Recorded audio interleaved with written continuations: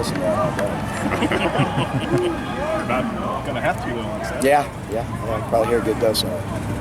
What did you take away from the defense going from struggling for 3 quarters to 3 of the last 4 drives? I think it was 3 and a half. Yeah, again, there were some things during the game that were disappointing.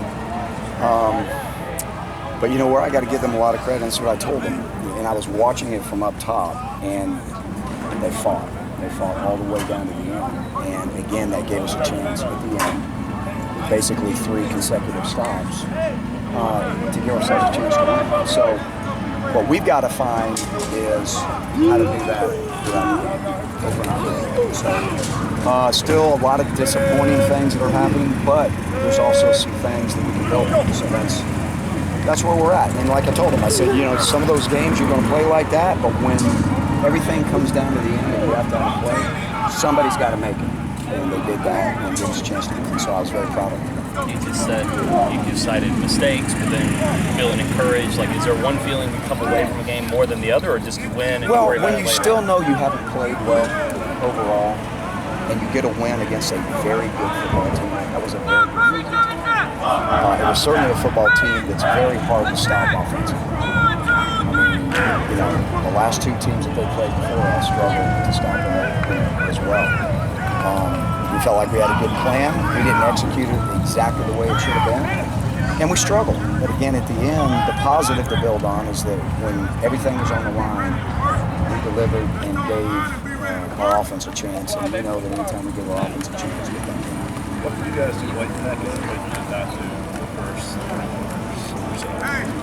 Well, we had to get used to the speed of the game with that jet sweep and things of that nature. There was times that we weren't near as physical as we needed to be. There was times when there was just one-on-one confrontations and one-on-one battles. We didn't win. So it was really kind of a mixture of all that. But again, we look at everything, we put the month of September behind us. Hopefully there was a lot of things that we learned, including in that game, starting for October. And we expect to play better, and our guys expect to play better. Today was an excellent practice. Very proud of them, the way they practiced today. So I really believe that we're going to play better, and we're going to get better as the year goes. When you look at time of possession in the game against Pittsburgh, you worry at all about condition of defense heading into the Florida State game? I worry about just the cumulative effect as the year goes on, obviously. And a lot of it is 3rd down opportunities that we can't get off the field. But the 3rd and 1s and 3rd and 2s and 3rd and 3s are a product of not being very productive on 1st and 2nd down.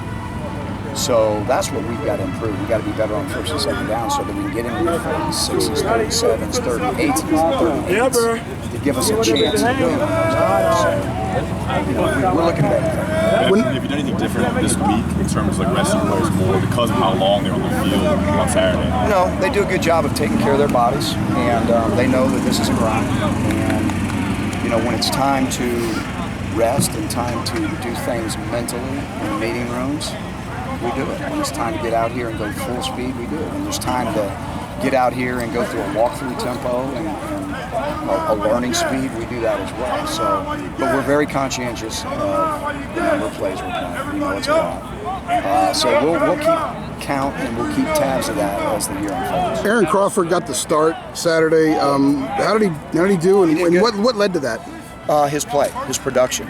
So we played him a good bit in the James Madison game, and he played really, really well. So we're going to play the best guys, the guys who are producing the most, and so that's why he was able to start. Jalen been sort of inconsistent. Yes, Jalen has been inconsistent. He's been playing a little bit high. Hadn't been playing as physical as we want. He knows that. We've addressed it with him, and he's really, really worked hard to try to get back and get back into the groove because he's not there yet. There's something missing right now, but he's making some more strides, getting back to his old. He hadn't been the same since his ankle got hurt, and but he's working every day to get better. How the Chargers and James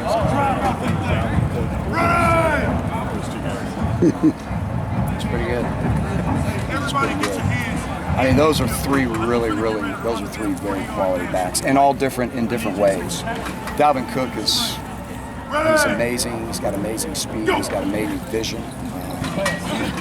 He's really, really good. So he's a different kind of guy than Chubb and Connor and things of that nature. But when you rush for 200 and over 250 yards in a game, you're doing something right. So he's really, really good. How is he different than those two?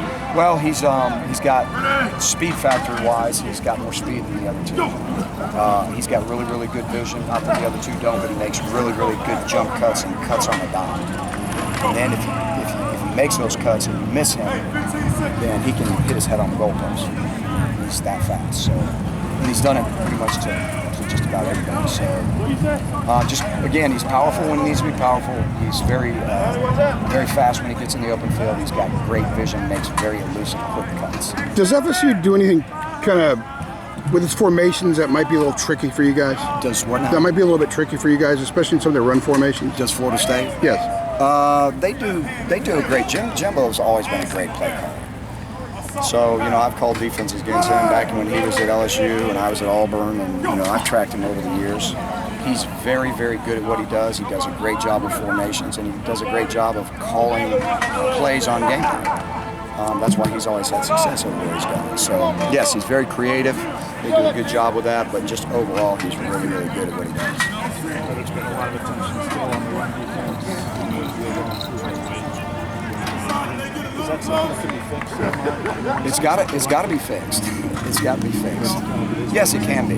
Yeah, and I expect this week to be a step in the right direction for sure. We've really gone back over the month of September, reevaluated everything, and really looked at it. I expect us to play much better against the run on Sunday. Can you talk a little bit about Andre Smith and just how he's grown over the past 2 years? He's still a work in progress, but he's played really well up to this point. He's smart. He's still learning the game. There's still things he doesn't see and doesn't know, but that'll come with time and experience. He still hasn't started, more than 8 or 9 games in his career. So the more he does that, the more experience he gets, the better he'll be. But he's playing well right now. Does your preparation change at all, knowing you have Dalvin Cook on the other side? No, I mean, we've got to make sure that we do a lot of great tackling, a lot of great corralling the ball in practice. We know that, swarming the ball and trying to get multiple hats to the ball. But in terms of what we do in practice, no, we won't change it. What do you feel like